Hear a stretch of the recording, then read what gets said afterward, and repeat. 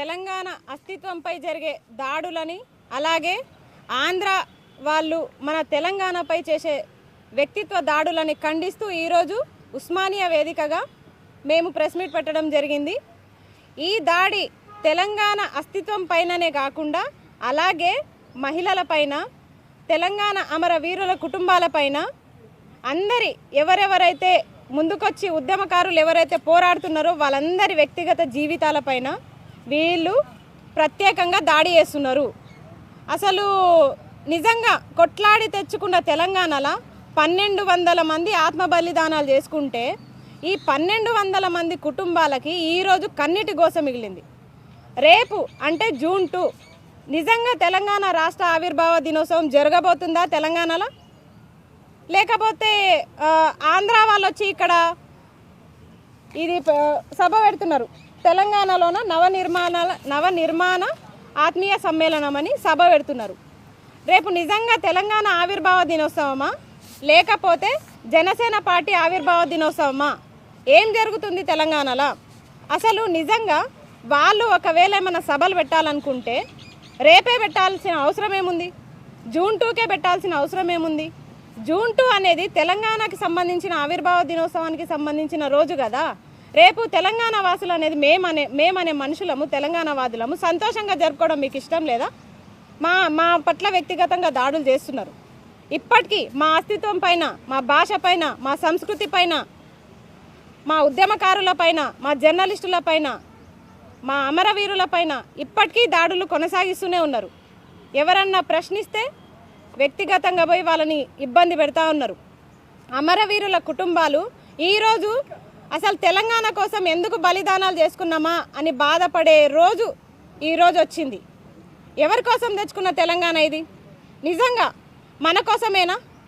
నీళ్లు, నిధులు, నియామకాలు అని తెచ్చుకున్న తెలంగాణలో ఈరోజు నీళ్లు, నిధులు, నియామకాలు పక్కన పెడితే అస్తిత్వాన్ని కాపాడుకోవడం కోసం కూడా మనము ఉద్యమాలు చేయాల్సిన పరిస్థితి వచ్చింది. ఇప్పటికీ నిజంగా తెలంగాణ పదం వచ్చింది అనే మాటనే తప్ప ఇప్పటికీ ఆంధ్ర పెత్తందారుల పాలననే ఇప్పటికీ నడుస్తుంది. తెలంగాణలో వాళ్ళే పాలన చేస్తున్నారు. నిజంగా అసలు ఛాలెంజ్ చేసి మరీ చెప్తున్నారు జూన్ 2కి ఇక్కడ సభ పెడతామని. అసలు కత్తి ఆంధ్రోలదే కానీ పొడిచేటోళ్ళు మాత్రం మనోళ్ళే, మన తెలంగాణ వాసులే. నిజంగా అసలు మీరందరూ కూడా నిజంగా తెలంగాణ బిడ్డలేనా? తెలంగాణలోనే పెరిగిరా? మీలో ప్రవహించేది తెలంగాణ రక్తమేనా? మర్చిపోయిరా తెలంగాణ ఎక్కడి నుంచి వచ్చింది, ఎట్లొచ్చింది, ఎంతమంది బలిదానాల వల్ల తెలంగాణ ఏర్పడ్డది? ఈరోజు మర్చిపోయి ప్రొఫెసర్ నాగేశ్వర్ సార్ విషయంలో ఒక పోరాటం మొదలై ఈరోజు మొత్తానికి మన అస్తిత్వాన్ని వాళ్ళు దెబ్బతీసే విధంగా ఈరోజు మొత్తం జరుగుతుంది. పృథ్వన్న మీద దాడులు, కోడి చెరువు గురించి ప్రశ్నించినందుకు రగన్న మీద కేసులు, మేము ఆ రోజు ప్రశ్నించినందుకు మా మీద, జర్నలిస్టుల మీద, మహిళలమనే కనికరం లేకుండా మొత్తం మా మీద కూడా మా వ్యక్తిగతంగా దాడులు. అసలు నిజంగా మీరు జనసేన పార్టీ సైనికులా లేకపోతే రజాకార్ల? చెప్పండి. అసలు మీరు నిజంగా తెలంగాణలో తెలంగాణ బిడ్డలమనే మర్చిపోయి తోటి తెలంగాణ మహిళలు, మా సోదరులు అనే భావం కూడా లేకుండా ఈరోజు మీ నాయకుడి కోసం మమ్మల్ని ఇబ్బంది పెడుతున్నారు. అంటే జనసేన సిద్ధాంతాలు మీకు ఇవే చెప్పినాయా? ఏం చెప్పినాయి సిద్ధాంతాలు? మహిళల్ని ఇబ్బంది పెట్టమని చెప్పినాయా? తెలంగాణని మర్చిపోయి మీరు నా కోసమే పనిచేయమని చెప్పినాయా? అమరవీరుల కుటుంబాలను ఏడిపించమని చెప్పినాయా? వాళ్ళ కన్నీటిని తుడవని చెప్పినాయా? లేకపోతే వాళ్ళ కన్నీటిని కాకపోతే రక్తపు ధార వాళ్ళ కళ్ళ నుంచి వచ్చేటట్టు చేయమని చెప్పిరా? ఏం చెప్పిరు జనసేన సిద్ధాంతాలు? మీ నాయకుడు నేను మొన్న ఒక సభలో ఒక ప్రెస్ మీట్లో తమ్ముడు అన్నా అని చెప్పేసి అంత ఫీల్ అయిపోతున్నారు కదా మీరు. మరి ఆ ఫోన్ ఇటు ఒకసారి. మీరు వయసులో పెద్దవారు 70 సంవత్సరాలున్న మోహన్ బాబు గారిని ఒక సభలో తమ్ముడు అని సంబోధించారు. ఇప్పుడు నేను మిమ్మల్ని తమ్ముడు అంటే మీకు అంత బాధ కలిగింది కదా అన్నవరం గారు. మరి మీరు కూడా మోహన్ బాబు గారిని వాళ్ళ వయసుని మర్చిపోయి కూడా 74 ఏళ్ళ వయసున్న పెద్ద మనిషిని, ఈరోజు కనెక్షన్ కింగ్ని, డైలాగ్ కింగ్ని, నట కిరీటి ఆయనను పట్టుకొని మీరు తమ్ముడు అని సంబోధించలేదా? ఇందాక మన తమ్ముడు మోహన్ రావు గారు అన్నట్టుగా వినండి.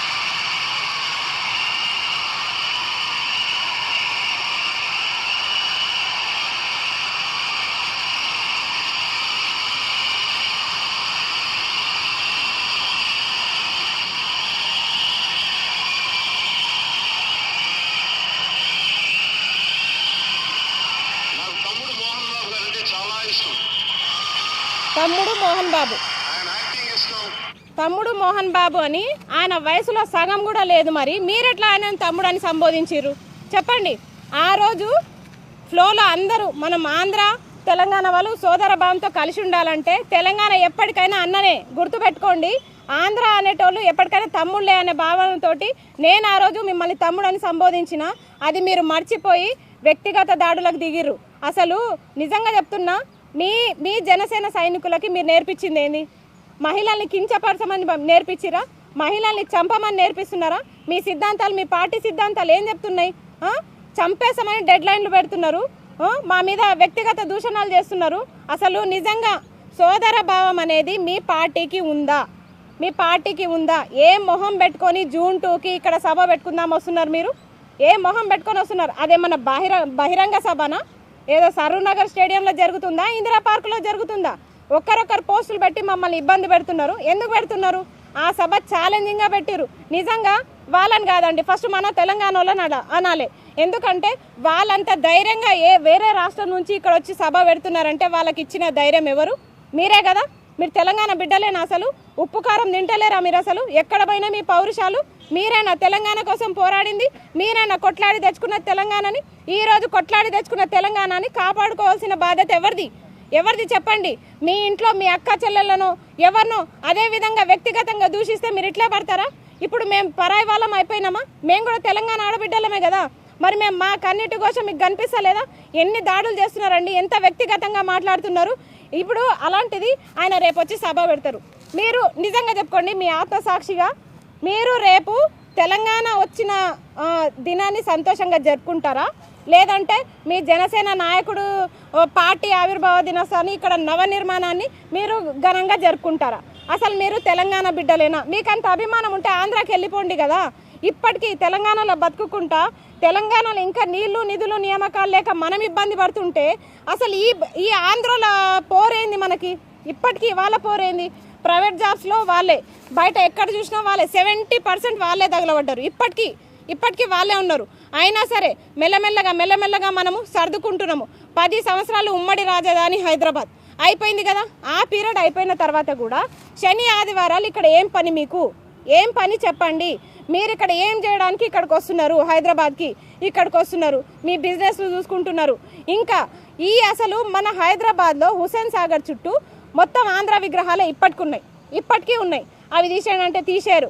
ఇప్పుడు నిజం చెప్పండి, తెలంగాణలో హుస్సేన్ సాగర్లో ఉన్న బుద్ధుడి విగ్రహం కళ్ళు మూసుకుంది. ఇప్పుడు ఆంధ్రాలో ఉన్న అమరావతిలో కూడా బుద్ధుడి విగ్రహం ఉంది. మరి దాని చుట్టూ ఎందుకండి? మన తెలంగాణలో అమరవీరుల విగ్రహాలు లేవు. ఇప్పుడు వైజాగ్ బీచ్ చుట్టూ విగ్రహాలు పెట్టిరు వీళ్ళు. ఆ విగ్రహాల్లో ఒక్కటన్నా తెలంగాణకు సంబంధించిన విగ్రహం ఉందా?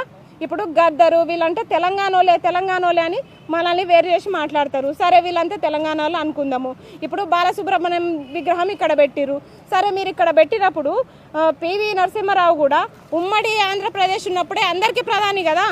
బాలసుబ్రహ్మణ్యం తెలంగాణకి ఏపీకి కలిపి పాటలు పాడినప్పుడు ఇప్పుడు ఆయన కూడా అందరికీ ప్రధాని కదా. మరి ఆయన విగ్రహం అన్న పెట్టిర్రా మీరు? ఎవరి విగ్రహం పెట్టిరు? రుద్రమదేవి విగ్రహం పెట్టిరా? సమ్మక్క సారక్క విగ్రహం పెట్టిరా? ఏ వీరవనిత విగ్రహాలు పెడుతున్నారు మీరు? నిజంగా చెప్తున్నా, మీరు విగ్రహాలు తీసుకొచ్చి మొన్న ఎన్టీఆర్ విగ్రహం పెట్టిరు. మెల్లమెల్లగా ఆ విగ్రహాన్ని ప్రాణం పోస్తూ మెల్లగా రేపేమో ఈయన ఎంటర్ అవుతున్నాడు. అసలు తెలంగాణలో పార్టీలను మేము ఏర్పాటు చేసుకున్నది ఎందుకు? తెలంగాణను ఏర్పాటు చేసుకున్నది ఎందుకు? స్పెషల్గా తెలంగాణ కోసమే కొన్ని పార్టీలు మేము స్థాపించుకున్నాం. ఎందుకు స్థాపించుకున్నాము? మాది మేము సపరేట్గా చేసుకుందామనే కదా. ఒక గత 400 సంవత్సరాల నుంచి మేము నష్టపోతూనే ఉన్నాం తెలంగాణ వాసులము. అన్ని రకాలుగా మా నుంచి మనులు, మాణిక్యాలు, వజ్ర వైడూర్యాలు అన్నీ దూరం అయిపోయినా మా మీద నమ్మకంతో తెలుగు నేల, తెలుగు మట్టి నేల, ఈ తెలంగాణ నేల మీద నమ్మకంతో ఇక్కడ బతుకుతున్నాం. అవేవి లేకపోయినా, ఆస్తుపాస్తులు లేకపోయినా ప్రేమాభిమానాలతోటి మేము ఎలాగైనా ఇవన్నీ తిరిగి సంపాదించుకుంటున్నాం అనే సంకల్పంతో ఉద్యమకారులమంతా ప్రతి దాంట్లో పోరాడుకుంటూ ఈ రోజు దాకా కూడా ప్రతి దాంట్లో ఉక్కుపాదం మోపుకుంటూ మేము పోరాటమే మా జీవితంగా మేము బతుకుతుంటే, మా బతుకులు ప్రతి దాంట్లో పోరాటమే. తెలంగాణ వాసులం దేంట్లో అండి మేము కొట్లాడి సాధించుకుంది ఏముంది చెప్పండి. మేము తెలంగాణలో అంత కొట్లాడి సాధించుకుంటుంటే మీరు అర్ధకొచ్చి ఇప్పుడు మేము తెచ్చుకున్న తెలంగాణలో మీరు వచ్చి పార్టీలను పెట్టి దేశంలో ఎవరైనా ఎక్కడైనా పోటీ చేయొచ్చు, ఆ హక్కు రాజ్యాంగం కల్పించింది. కానీ మీరు మా తెలంగాణ రాష్ట్ర ఆవిర్భావ దినోత్సవం రోజే మీరు వచ్చి ఇక్కడ మమ్మల్ని రెచ్చగొట్టే ప్రయత్నాలు చేస్తున్నారంటే, అన్నవరం ఇప్పుడు తమ్ముడు అంటే మీకు అంత కోపం వస్తుంది కదా, అన్నవరం అనే సంబోధిద్దాం. నిజంగా మీ పార్టీ సిద్ధాంతాలు ఏంటి, ఏం చెప్తుంది చెప్పండి. మీరు నిజంగా 10 మందికి మీరు నేర్పించాలి, మీ సైనికులకి చెప్పాలి. కానీ అలాంటిది ఈరోజు మీరు ఏం చెప్తున్నారు మీ సైనికులకి? కొట్టమని చెప్తున్నారా, చంపమని చెప్తున్నారా, అమ్మాయిల్ని ఇబ్బంది పెట్టమని చెప్తున్నారని నేను నా నోటితో చెప్పలేకపోతున్నా. కానీ ఏంది అసలు ఈ కామెంట్లు ఏంది, కథ ఏంది, అసలు కొన్నే తీసుకొచ్చినాం కానీ అసలు అని చెప్పలేకపోతున్నాం ఆడపిల్లలం.